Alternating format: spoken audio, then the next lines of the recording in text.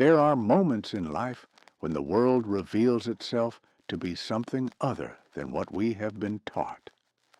When the veil lifts just for an instant and you glimpse something that should not be possible. I had such a moment on a November night in 1932, and the strange thing is, I was not alone. The whole town saw it.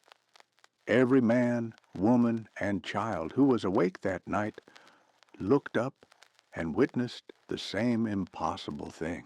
And yet, in the 57 years since, I have never heard a single person speak of it aloud.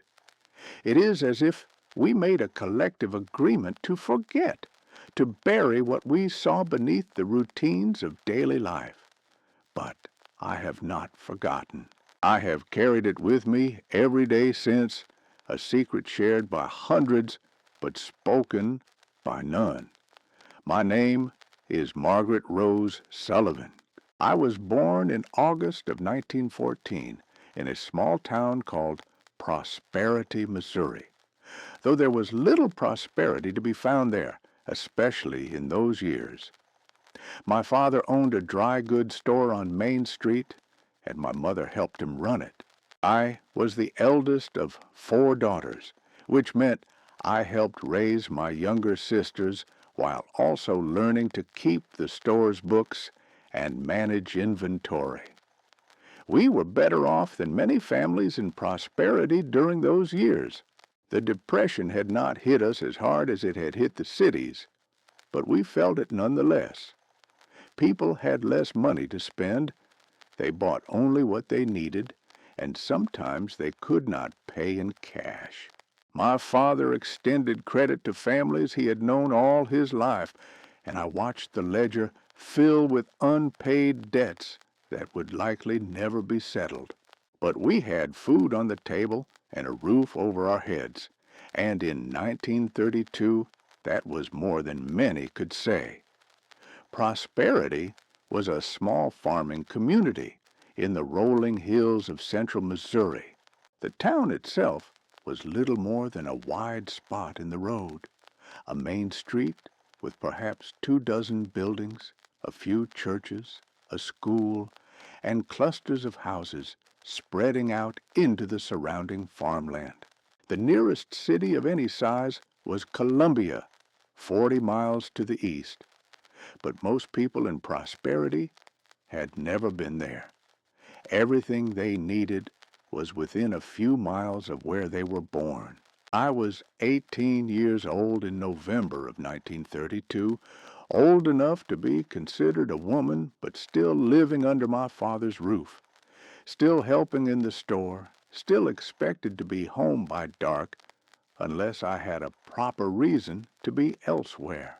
I had finished school 2 years earlier, and while some of my classmates had left for the cities to find work, I had stayed.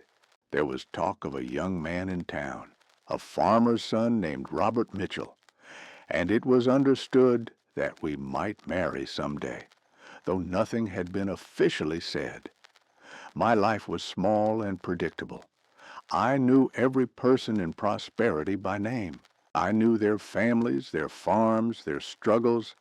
I knew which families were doing well and which were barely holding on. I knew the rhythm of the seasons and the patterns of the harvest. I knew what to expect from each day, each week, each year. I thought I understood the boundaries of my world. I thought I knew what was real and what was not. I was wrong. Prosperity in 1932 was a town caught between 2 worlds. On one hand, we had electricity, telephones, automobiles, and radio, the modern conveniences that had transformed American life in the decades since the turn of the century. On the other hand, we still lived much as our grandparents had lived, tied to the land and the seasons, dependent on good weather and good crops, isolated from the wider world in ways that seem impossible now. Main Street was the heart of the town. It ran north to south for perhaps half a mile, paved with brick that had been laid in 1910 and was already crumbling at the edges. On the west side of the street stood my father's store, Sullivan's Dry Goods, along with a hardware store, a barber shop, a small bank, and a drug store with a soda fountain.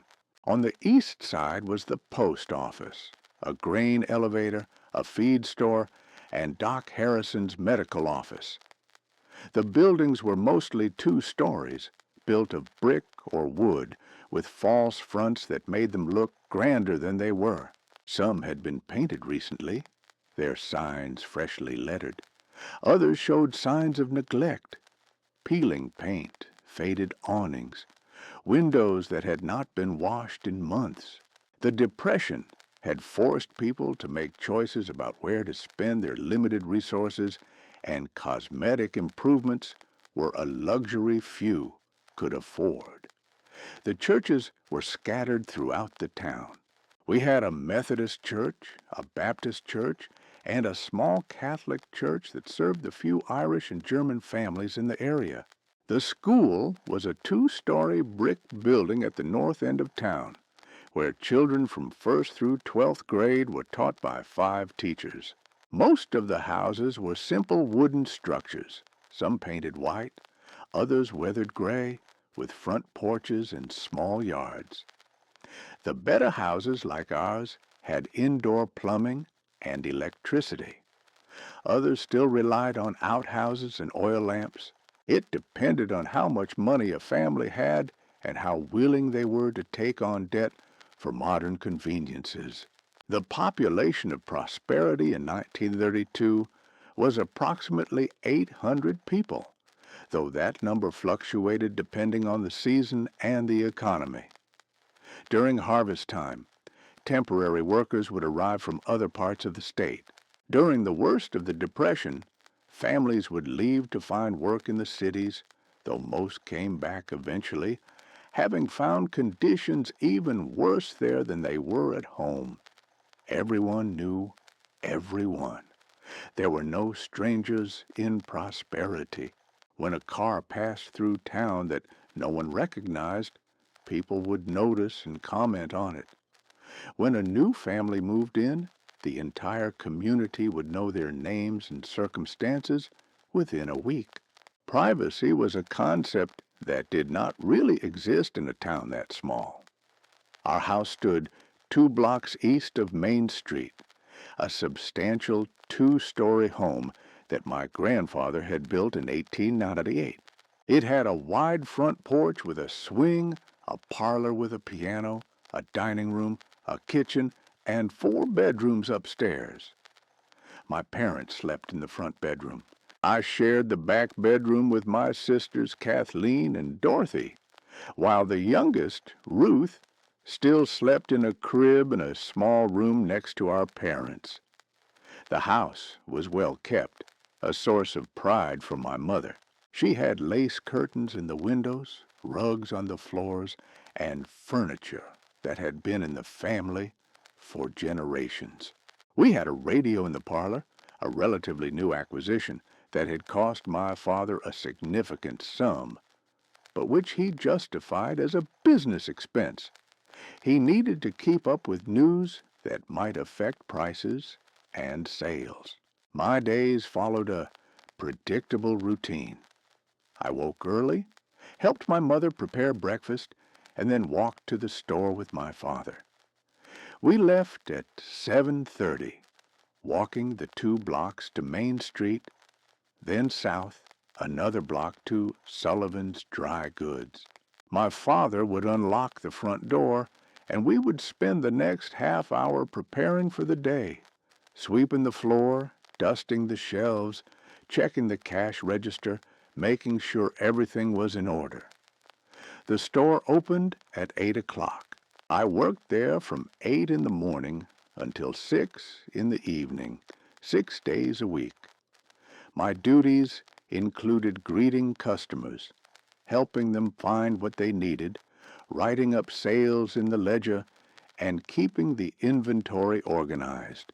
I also handled the bookkeeping, a task that had fallen to me because I had a head for numbers and my father found the work tedious. The store smelled of fabric and leather and the faint mustiness of goods that had been sitting on shelves for months. We sold everything from bolts of cloth to farming implements, from penny candy to patent medicines. During the Depression, we added more practical items: work gloves, overalls, basic tools, and fewer luxuries. People bought what they needed to survive, not what they wanted to enjoy. I knew most of our customers by name. Mrs. Peterson, who came in every Saturday to buy thread for her sewing. She took in mending to earn extra money for her family. Mr. Clausen, who needed new work gloves every few months because his wore through from farm labor. He had 5 children and a wife, who was always either pregnant or nursing a baby.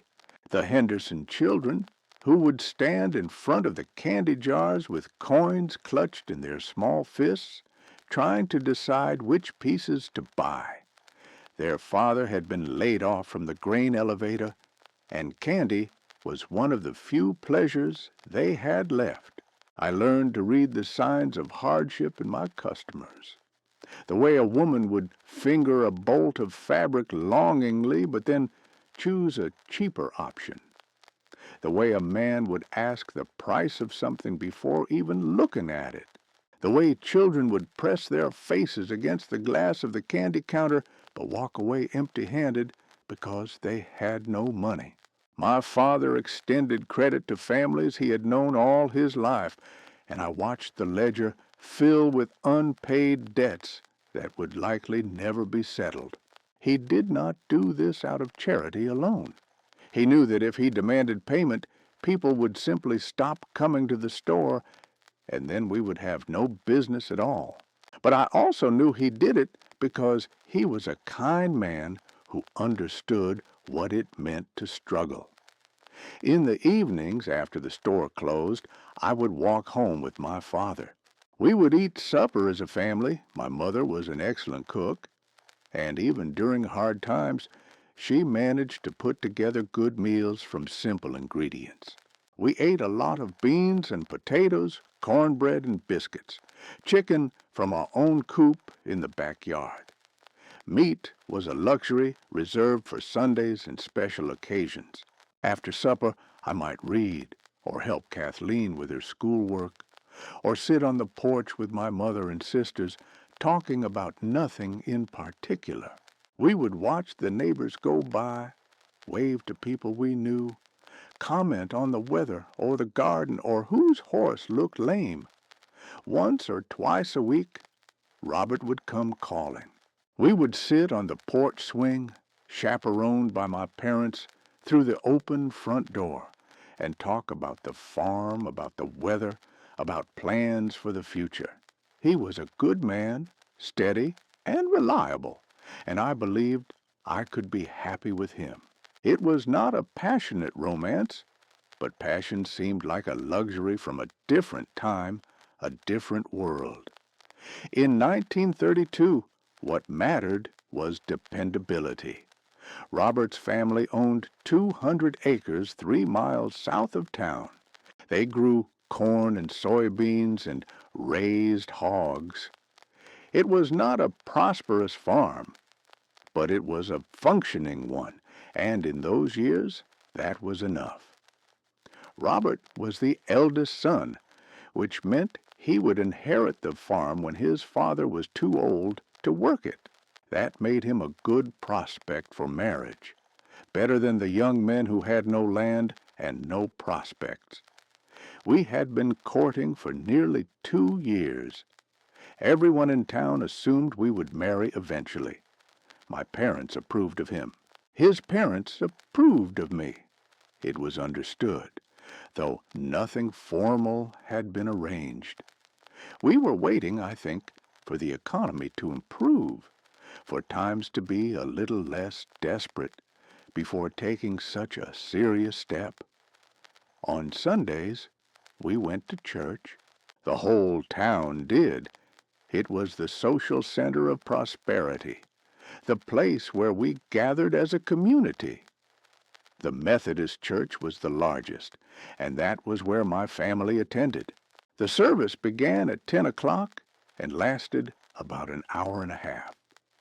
Reverend Thompson would preach about sin and redemption, about the importance of faith in difficult times, about trusting in God's plan even when we could not understand it. After the service, families would stand outside and talk, catching up on news, sharing information about crops and weather and prices. The men would discuss politics and farming. The women would exchange recipes and talk about their children. The young people would glance at each other with interest or indifference, beginning the slow dance of courtship that might lead to marriage. It was a small life, bounded by the town limits and the surrounding farms. But it was a good life, or at least I thought it was. I had family, community, purpose. I had expectations for the future. I thought I knew what my life would be. I thought I understood the world I lived in. I thought I knew what was real and what was not, what was possible and what could not be. And then, on a November night in 1932, everything changed. Not in the way you might expect. The town looked the same the next day. The routines continued. But something had shifted, something fundamental.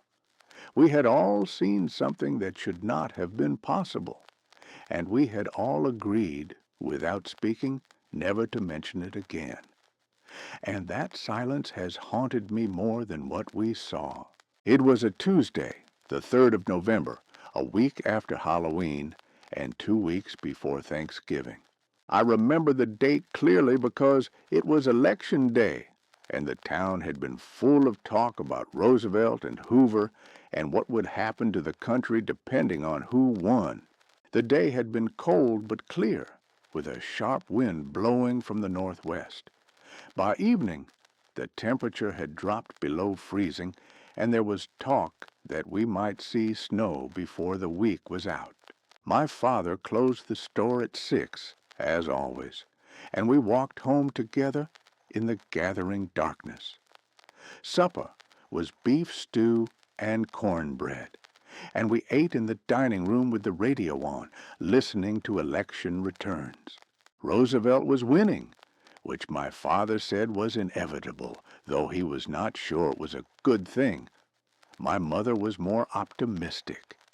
She believed Roosevelt might actually help people who were struggling, might do something to end the Depression. They discussed this while my sisters and I ate quietly, listening but not participating. Politics was not considered appropriate conversation for young women. After supper, I helped my mother clear the table and wash the dishes.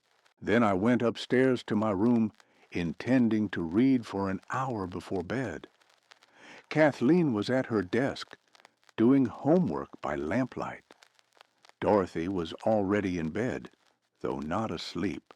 I settled into the chair by the window with a book I had borrowed from the town library, a novel whose title I can no longer remember. I read for perhaps half an hour, only half paying attention to the story. My mind was elsewhere, thinking about Robert, about whether we would marry in the spring or wait until fall, about what it would be like to leave my parents' house and become a wife.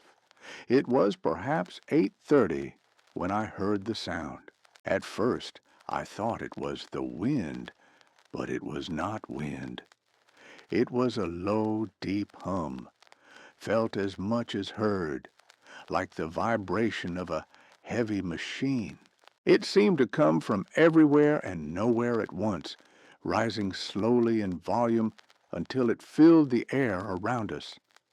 I looked up from my book. Kathleen had stopped writing and was looking around, confused. Dorothy sat up in bed. "What is that?" Kathleen asked. I stood and went to the window. Outside, the street was dark, except for the occasional glow of a porch light or lamp in a window. But I could see people emerging from their houses, standing in their yards, looking up at the sky. I don't know, I said, and then I saw it. The light appeared in the western sky, just above the horizon, where the last traces of sunset had faded. At first, it was small, no bigger than a bright star. But it was moving, growing larger and brighter as it approached the town. I pressed my face to the window, my breath fogging the glass. Kathleen came and stood beside me. Dorothy scrambled out of bed and pushed between us to see. "What is it?" Dorothy whispered. I could not answer. I could only watch. The light moved across the sky in a way that no star or planet should move. It was not following the slow arc of celestial motion. It was traveling in a straight line, directly toward us, growing steadily larger and brighter. By now, people were pouring out of their houses all along our street. I could hear doors opening, voices calling to each other, the sounds of confusion and wonder. I turned from the window and ran downstairs, my sisters following behind me. My parents were already on the front porch. My mother had wrapped a shawl around her shoulders. My father stood at the railing, staring upward, his face illuminated by the strange light. All along the street, families had gathered in their yards. I could see the Hendersons, the Clausens, the Petersons, old Mr. Riley from the hardware store, Doc Harrison, the minister from the Methodist church.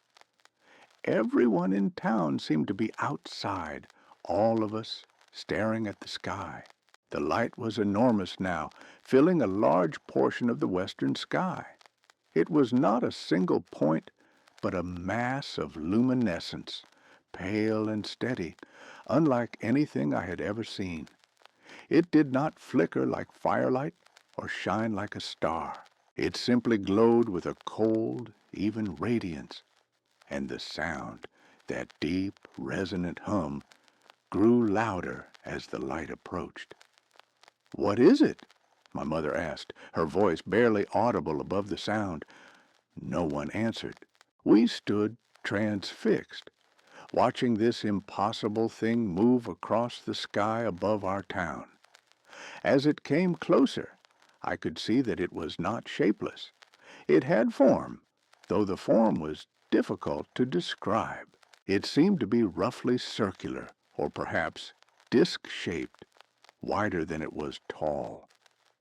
The light emanated from its surface, bright enough to cast shadows on the ground below, but not so bright that you could not look at it. It moved slowly, deliberately, passing directly over the center of town. I could see it clearly now, a massive object, perhaps as large as a city block, hovering perhaps 1,000 feet above Main Street. It made no attempt to hide itself. It simply existed there, impossible and undeniable, while the entire town watched. Time seemed to slow. I became aware of individual sounds cutting through the hum. A baby crying, a dog barking, someone praying aloud. I looked at the faces around me and saw the same mixture of awe and terror reflected in every expression. The object paused directly over the center of town. For perhaps a minute, though it felt like an eternity, it simply hovered there, bathing prosperity in that pale, cold light. And then it began to move again, drifting slowly toward the east. It passed over the houses at the edge of town, over the farms beyond, and continued on its way, growing gradually smaller and dimmer as it receded into the distance. We watched until it disappeared beyond the eastern horizon, and even then we could see a faint glow in the sky for several minutes more, and then it was gone. The hum faded. The night returned to its normal darkness. The stars reappeared, ordinary and familiar. For a long moment, no one moved. No one spoke. We stood in our yards and on our porches, stunned into silence by what we had just witnessed. And then, slowly, people began to move again, to turn toward their houses, to call their children inside, to retreat back into the familiar spaces of their homes. But no one spoke of what we had seen, not that night, and not in all the years since. I stood on our porch long after my parents and sisters had gone back inside. I could not move. I could not process what I had just witnessed. My mind kept trying to find explanations, to fit what I had seen into some framework of understanding. But there was no framework that could contain it. It had not been an airplane. I had seen planes before, and they looked nothing like this. It had not been a meteor or a comet. Those moved too fast and burned out too quickly. It had not been any natural phenomenon I could name. It had been something else, something that should not exist. Eventually, the cold drove me inside. I found my family gathered in the parlor, my father sitting in his chair by the radio, my mother on the sofa with Ruth on her lap, Kathleen and Dorothy standing near the window. No one was speaking. I waited for someone to say something to acknowledge what we had all just seen, but the silence stretched on. Finally, my father reached over and turned on the radio, adjusting the dial until he found a station. We listened to more election returns. Roosevelt had won.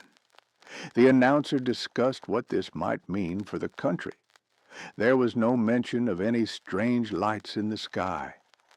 After a while, my mother said it was time for bed. We went upstairs. Kathleen and Dorothy and I changed into our nightgowns and got into bed, but none of us could sleep. We lay in the darkness, listening to each other breathe, each of us alone with our thoughts. I kept expecting someone to speak, to ask, did that really happen? Did we really see that? But no one did. The next morning, I woke wondering if I had dreamed it. But when I went downstairs, I could see from the faces of my family that they had seen it too. My mother's eyes were shadowed, as if she had not slept. My father's face was drawn and serious. My sisters moved quietly, subdued, but no one spoke of it. At breakfast, we talked about the election. At the store, customers came and went, purchasing their usual items, discussing the usual topics, the weather, the crops, Roosevelt's victory. I helped Mrs. Peterson find the thread she needed. I sold Mr. Clausen a new pair of work gloves.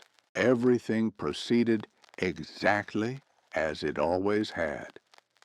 But I kept watching people's faces, looking for some sign that they wanted to talk about what we had all seen. A knowing glance, a whispered question, anything that would acknowledge the shared experience. There was nothing. It was as if the entire town had made an unspoken agreement. We would not discuss it. We would not mention it. We would pretend it had never happened. Over the following days and weeks, I listened carefully to every conversation, waiting for someone to break the silence. But no one did. People talked about the election, about the weather, about their families and farms. They talked about everything except the one thing we had all witnessed together. I thought about speaking up myself, about asking directly if anyone else remembered that night, but something stopped me.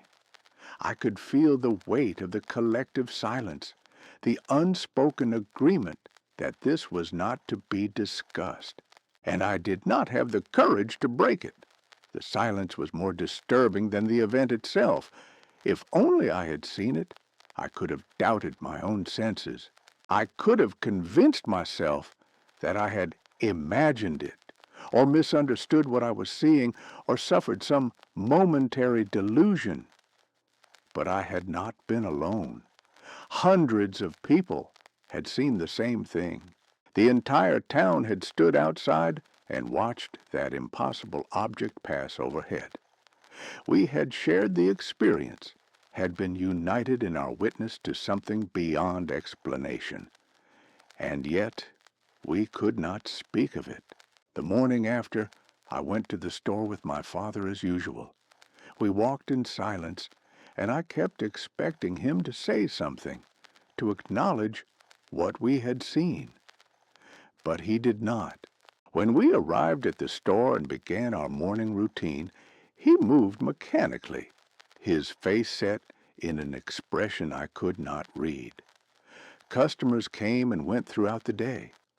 Mrs. Peterson arrived for her Saturday thread. Mr. Clausen bought his work gloves. The Henderson children pressed their faces against the candy counter. Everyone behaved exactly as they always had.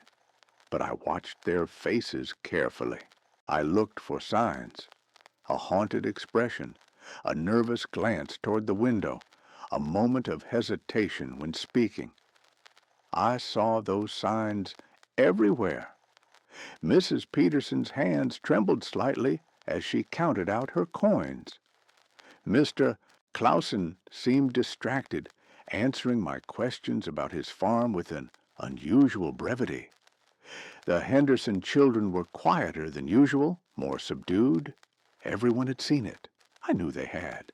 I could see it in their eyes, in the way they moved, in the careful normalcy of their conversations. But no one spoke of it. I tried once with Robert. We were sitting on the porch swing a few weeks after the incident, and I gathered my courage and said, as casually as I could manage, "That was a strange night, wasn't it? The 3rd of November?" He looked at me sharply, and for a moment I thought he would acknowledge it. I saw something flash across his face. Recognition, perhaps, or fear. But then he said, "Election night, you mean? It was strange to think Roosevelt won. My father is not happy about it." And that was all. I wanted to push further to say, no, not the election, the light in the sky, the thing we all saw. But the look in his eyes stopped me. It was a warning, unspoken, but clear. We would not discuss this. We could not. I tried once with my sister Kathleen in the privacy of our bedroom. I asked her directly, "Do you remember what we saw that night? Do you think about it?" She turned away from me and said very quietly, "I don't want to talk about it." "But we all saw it," I insisted. "Everyone in town saw it. Don't you think we should—" "No," she interrupted, her voice firm. "We shouldn't. Please don't ask me again." Her reaction frightened me more than the event itself. The fear in her voice, the desperation to avoid the topic, it suggested that she understood something I did not, that there was a reason for the silence that went beyond simple discomfort. And I didn't ask again. I began to understand that the silence was not accidental. It was deliberate. The town had chosen, collectively and without discussion, to bury the event, to carry on as if it had never happened. But why? I thought about this constantly. Were people afraid? Afraid that speaking of it would make it real in some way they could not tolerate? Were they afraid of being thought crazy or foolish? Were they protecting themselves from something they could not understand, or was it something deeper? Was the silence a kind of self-defense, a way to preserve the world as we believed it should be? If we acknowledged what we had seen, we would have to admit that our understanding of reality was incomplete, that there were things in the world, or beyond it, that we could not explain or control. And perhaps that was too terrifying to face. Prosperity was a town built on certainties. We knew who we were. We knew our place in the world. We knew what was real and what was not, what was possible and what was impossible. Our lives were hard, but they made sense. The Depression had taken away our prosperity, but it had not taken away our understanding of how the world worked. But that night had shattered that understanding. It had shown us that the world was not what we thought it was, and perhaps acknowledging that truth was more frightening than any economic hardship. So, we chose silence. We chose to forget.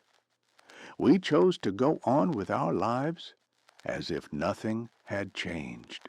I noticed other changes in the town, subtle things that might have gone unnoticed if I had not been paying such close attention. People seemed more cautious, more guarded. Conversations that used to flow easily now seemed stilted, as if everyone was carefully avoiding certain topics. There was less laughter, fewer casual greetings on the street. Reverend Thompson's sermons took on a different tone. He began to speak more frequently about the importance of faith in the face of things we cannot understand, about trusting in God's plan even when the world seems strange and frightening. He never mentioned the event directly, but I could hear it in his words and the urgency with which he preached. Doc Harrison seemed older somehow, more tired. I saw him once standing on Main Street, staring up at the sky with an expression of profound sadness. When he noticed me watching, he quickly looked away and went back into his office. The children at school became obsessed with drawing. Their teacher, Miss Ellen Crawford, mentioned to my mother that she had never seen anything like it. Every child in the school spent their free time drawing the same thing, circles and ovals hovering in the sky. Miss Crawford would confiscate the drawings and throw them away, but the next day there would be more. And then, after a few weeks, the children stopped. They went back to drawing houses and trees and animals, and the obsession passed as if it had never been. But I noticed. I saw the pattern. Everyone was trying to process what we had seen, trying to make sense of it in their own way. And then, one by one, they gave up. They buried it. They moved on. Everyone except me, I could not forget. Every night when I looked up at the sky, I remembered. Every time I heard an airplane passing overhead, I remembered. Every time someone mentioned something strange or unexplained, I remembered. And I wondered if everyone else was remembering too in their own private silences. I began to feel isolated in a way I had never felt before. I was surrounded by people who had shared the same experience, but I could not connect with them about it. We were all alone together, each of us carrying the same secret, each of us unable to speak. The isolation was worse than the fear. At least fear is something you can share, something you can talk about and process with others. But this silence created walls between us, invisible but impenetrable. I looked at my family, at my friends, at my community, and I saw strangers. I saw people who had chosen to bury the truth rather than face it, and I did not know if that made them wise or cowardly. Robert and I married in the spring of 1933, as had been expected. The ceremony was held at the Methodist Church, and half the town attended. It was a modest affair. The Depression was still grinding on, and no one had money for extravagance. But it was a happy day. We moved into a small house on Robert's family farm, 3 miles outside of town. He worked the land while I kept the house and raised our children. We had three, a daughter, Elizabeth, born in 1934, and two sons, James and William, born in 1936 and 1939. From the outside, my life looked exactly as it should have looked. I was a wife, a mother, a member of the community. I attended church every Sunday. I helped with school functions and community events.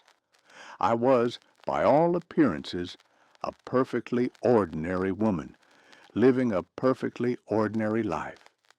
But I carried the memory of that November night with me always. It was like a stone in my pocket, a weight I could never quite forget. The silence continued. Over the years, I kept waiting for someone to speak up, to finally acknowledge what we had all seen. But no one ever did. The event receded into the past, becoming distant and dreamlike, but it never disappeared. I thought about telling my children when they were old enough to understand. But every time I tried to form the words, I heard Kathleen's voice in my head, "I don't want to talk about it." And I would fall silent. Robert and I had a good marriage, built on affection and respect, if not passionate love. But there was always a distance between us, a space I could not cross. He had been there that night. He had seen what I had seen. And he had chosen silence just as everyone else had. Sometimes I would catch him looking at the sky with an expression I could not read. Sometimes I would see him pause in his work, as if listening for something, and I would wonder if he was remembering too. But we never spoke of it. As the years passed, the world changed. We lived through the rest of the Depression, through the Second World War, through the prosperity of the 1950s and the upheavals of the 1960s. We got a television set in 1955. We watched men walk on the moon in 1969. The world became smaller and more connected, and the things that had once seemed impossible became commonplace. But I never forgot that November night in 1932. The people who had been there began to die. My father died in 1957. My mother in 1963. Old Mr. Riley, Doc Harrison, the minister from the Methodist Church, one by one, the witnesses passed away, taking their silence with them. Robert died in 1981 of a heart attack while working in the fields.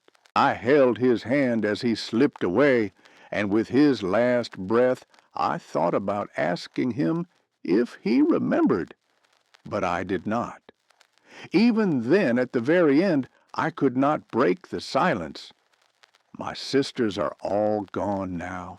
Kathleen died in 1979, Dorothy in 1985, Ruth in 1988.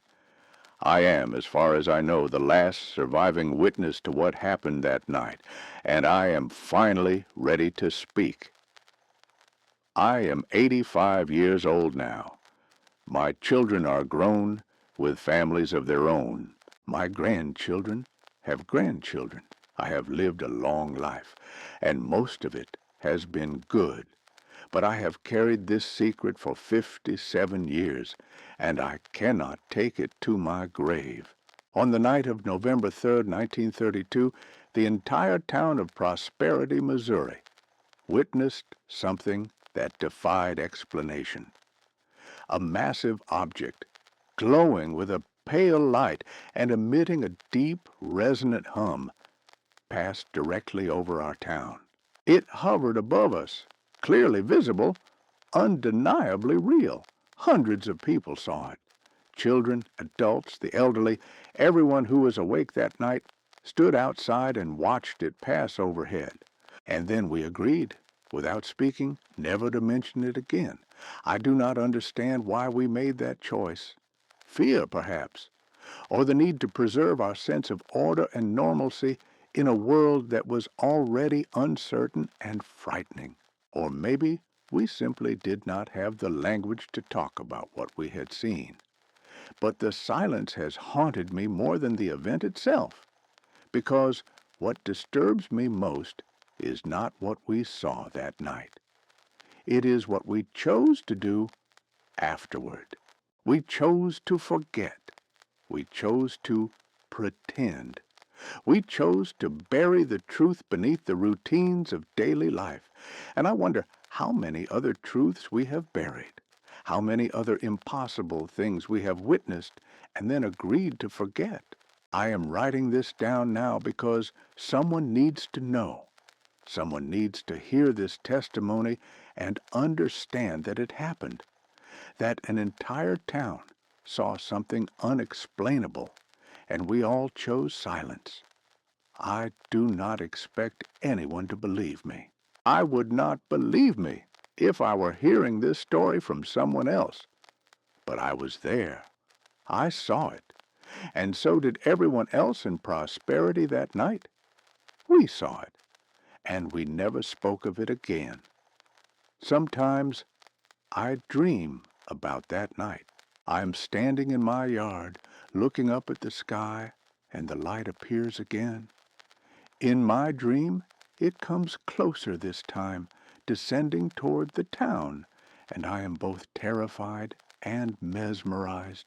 And then I wake up, and I am in my room, and it is just a dream. But it was not a dream on November 3rd, 1932. It was real. I do not know what we saw that night. I do not know where it came from or why it appeared over our small town in Missouri. I do not know if it was something from another world or another dimension, or if it was something that has always been here, usually hidden, but occasionally visible. All I know is that we saw it, all of us, together, and we chose silence. I think about that choice often now in these final years of my life. I think about what it means that an entire community can witness something extraordinary and then agree, without discussion, to pretend it never happened. What else have we forgotten? What other truths have we buried? I am the last one left who remembers. Soon I will be gone too, and with me will go the memory of that November night. The silence will become complete. Unless someone reads these words and believes them, unless someone understands that we saw something impossible and we chose to look away. That is my confession. That is my testimony. We saw it, and we never told anyone.